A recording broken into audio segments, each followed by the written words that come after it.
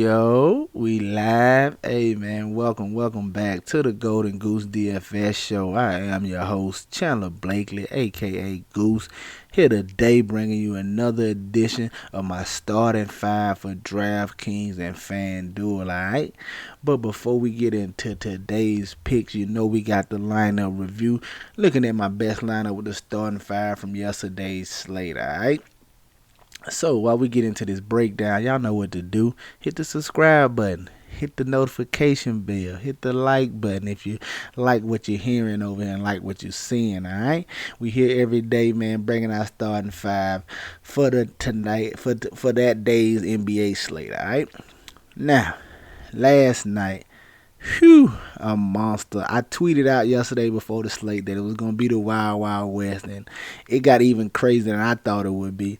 It didn't matter. All you had to do last night was just avoid a few landmines, i.e. the Toronto Raptors. As you see, I didn't. But if you just avoided a few landmines, it didn't matter what your strategy was yesterday. Everybody went off, man. It was crazy. All the value hit, even the value that you wasn't expecting to hit, had great games like Paul Watson, things of that nature. It didn't matter your strategy last night. It was just so much scoring. So many guys, like I said, gave you ceiling performances. All you had to do was just avoid the landmines and you would have been good last night. Very high cash line. As you can see, I got my best lineup pulled up. We put up this is a $12 single entry right here. We put up 305 in this contest, man. It was still 200 and 300 spots away from the money, so you couldn't miss last night. I'm talking about you couldn't miss one spot last night. It's just one of those slates. Some nights you have slates where you can miss on a guy and pretty much still be in the money. You could not miss last night. It was too many plays going off, so if you missed that and spot, you probably missed the money, unless you had Yahtzee on the other 7 spots, but it was very hard if you missed somewhere last night. So if you caught the updated starting five, you know I went with Russell Westbrook, Fred VanVleet, Brandon Ingram, Taj Gibson, and Isaiah Stewart. All right, let's get into the breakdown. Russell Westbrook at the top. Man, it was the main two superstars everybody wanted yesterday was between Westbrook and Jokic. I wanted Westbrook, liked the matchup. He just been playing out of his mind lately. I didn't care. I knew it was going to be a stars and scrubs build yesterday. If you wasn't doing a stars and scrubs build or at least had at least 2 of the value guys in your lineup, man, it was going to be a rough one for you. But so I went with Russell Westbrook. Just love the game environment. Been playing lights out. Got him at 51% ownership right here, but he gave us a solid fantasy performance. 69 DK points, man. One of your top scorers last night, but you could have saved some salary right here. I know he was probably what they say suboptimal, especially at this salary when you had guys who was like $2,000 less than him giving you the same type of performance. So Westbrook, even though he gave us a big performance, you didn't have to have him last night, all right? Coming in and shooting guard, my first landmine, Fred VanVleet. Fell for the trap over here. We thought he would come right back into his normal rotation, see 30 to 35 minutes. Then we was just wrong on that right there. It was not the case. He only saw 23 minutes, 22 minutes, something like that, and he shot horribly in those minutes. So that's a deadly cocktail for a bad performance. When your minutes are limited and you shooting horribly, this is what you get right here, man. 21 DK points at 30% ownership. So I'm not the only one who fell for the trap over here, but definitely didn't get it done for us. Like I said, just 23 minutes and he shot horribly. So I am not too mad at it because we were just wrong about the minutes he was gonna get. So we'll take it, man. I take the L right here.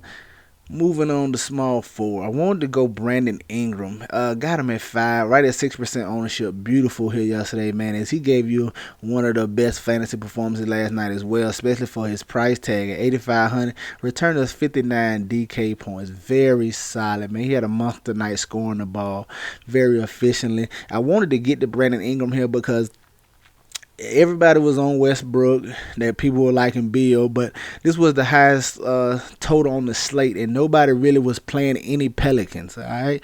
So nobody was running it back. It was expected to be a shootout, expected to be a close game.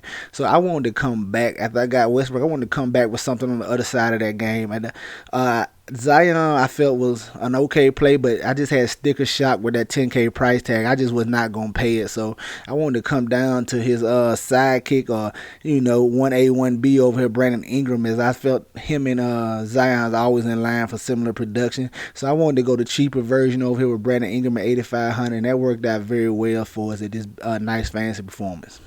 Coming in at power forward, Taj Gibson. I got stuck holding the bag right here. Just a bad play by me. Just trying to get creative. I wanted to go Taj Gibson, just anticipating, hoping Nerlens Noel would be out again and Taj would be in line to start. So I wanted to go him, just try to get away from some of the other value plays and get a little different, as I knew he could give us a solid performance if he had got the start. We got him right at 3% ownership.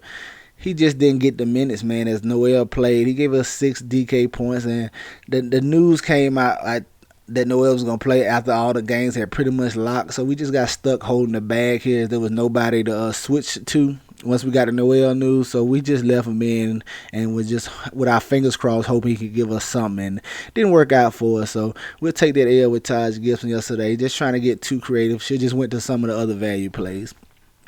And rounding out at center, Isaiah Stewart, man. If you saw the video yesterday, he was one of my favorite plays early on. And I was going to him no matter what. I didn't care what the ownership was, as long as I didn't anticipate it getting too crazy, like 70-80%. So I was okay with it being at 48% right here at 4,400, man. He gave us a monster performance. Monster double 21 boards for the young fella, man. He gave us 51 DK points. Very solid this price tag. All right, rounding out the lineup, I wanted to go Killian Hayes.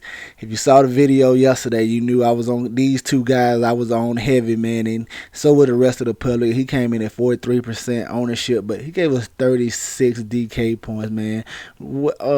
Over 10x right here at this price tag. Very, very solid from 3,500.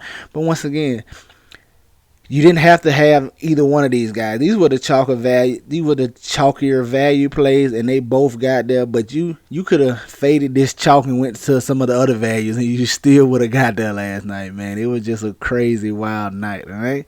Finishing up the lineup, man, I wanted to go Korkmaz here. Another value play we saw once we got that news that Tobias Harris and Seth Curry was out and he was going to be starting. So this is another value play I felt was a very solid value play and probably wasn't getting enough attention since that news came out late. He came in at 14% ownership, but gave us a very solid performance, 36 DK points. You can't be mad at that for the price tag.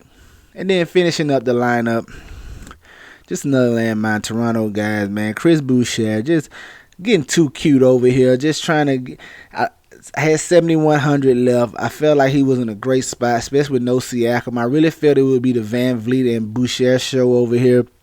Boucher was more of a letdown than Van Vliet because he got the minutes. He saw 31 minutes. He just didn't give us the production we was looking for. I don't know if Paul Watson's ultimate shooting performance affected that, but 27 DK points, just not enough for us at this 7,100 price tag on last night's slate.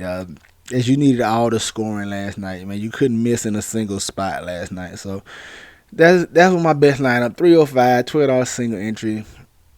Tough. We'll take that L, man. We stepped on a few of those landmines last night, but we're going to try to get back to our winning ways today. Let's go see what I got cooking for y'all today, all right? Coming into tonight's slate, open up at the top on DraftKings. I want to look at Deshante Murray. I really like this 7,100 price tag on him. It's a tougher matchup right here in Phoenix, so I'm hoping people kind of shy away from him. But I like getting the Deshante Murray. He's a legitimate triple-double threat every time he's on the slate. Even though it's a tough matchup, he does enough peripheral-wise that I think he can return value for it, especially if he finds his shot and get a little scoring going for us. But I like him in this matchup, expecting him to go under on tomorrow. And he can take advantage of this matchup against Chris Paul, man. Chris Paul is not a stout on-ball defender. He's solid, but I don't think he's enough to affect what Deshante Murray does for this Spurs team. So I like getting to him tomorrow. Coming in and shooting guard, I want to go right back to my boy Jaylen Brown. Great matchup here against the Golden State Warriors. Up-pace matchup for him. Y'all know what he does, man. He's my favorite type of fantasy play, man. He's a peripheral guy. He fills up the stat sheet for you, and if he brings his offense, that's when you start looking at his ceiling performance. But he can get there in a plethora of ways for you. That's the beauty I love about plays like Jaylen Brown. Like, even if he doesn't score the ball well, he still can get there for you just in peripherals, rebounds, assists, steals, blocks, things of that nature. Very solid play. I like getting to Jaylen Brown tonight. Coming in at small forward, a guy I want to look at, Dillon Brooks. Going against the Milwaukee Bucks is an up-paced matchup for him. Dillon Brooks is the 3-and-D guy over here for Memphis, and his minutes has been solid right at the 30-minute mark for the for a little while there. All those Memphis guys was around 25 minutes, but he's starting to let them get a little more run, as Brooks has been pushing 30 minutes in the last 3 or 4 contests. And if that's going to be the case, I like getting to him in this matchup right here. The Bucks give up threes at a pretty decent rate, so we hoping he can get his shot going. The only bad part about Dillon Brooks, he's mainly a scorer. So like I say, he's the 3-and-D guy. So if the shot's not falling, he's not going to give you much else. So hopefully he can get his shot going in this matchup. I like getting to him, especially at this $5,400 price tag tomorrow. Coming in at power forward, guy I want to look at, Jeremy Grant, $6,500. The best fantasy matchup on the slate tomorrow in the Washington Wizards. Up-paced game, lack of defense. Y'all know what it is over there. Jeremy Grant has been very solid. His production falling from early in the year, but he at this price tag, I think you can go right back to him, man. Mostly scoring, that's what he does for the Detroit Pistons, and the Washington gives up scoring. So that bodes well for Jeremy Grant in this matchup, and I like the price tag on. So get you some Jeremy Grant tomorrow at power forward. And then coming in at center, it's going to be a no-brainer, man. If anticipating Robert Williams being out again, just lock in Tristan Thompson. It's a 5-game slate, man. Don't galaxy brain it. Don't try to overthink it and get too creative like I do sometimes. Just lock in Tristan Thompson. As long as he's not 80%, just lock him in, man. It's one of the best value plays we got right now. We know news don't come out, but for right now, he's the best value play on the slate tomorrow. Get you some Tristan Thompson, all right? There you have it, my starting 5 for DraftKings: Deshante Murray, Jaylen Brown, Dillon Brooks, Jeremy Grant, and Tristan Thompson. All right, let's go take a look at Fanduel and see what I'm liking for y'all tonight. All right, at the top, point guard on Fanduel, I want to look at Chris Paul. Yep. Coming back to this Spurs-Phoenix game, but I want to go to the other side over here on FanDuel, as I like Chris Paul's price over here, $7,900. Very solid. I love the matchup for him.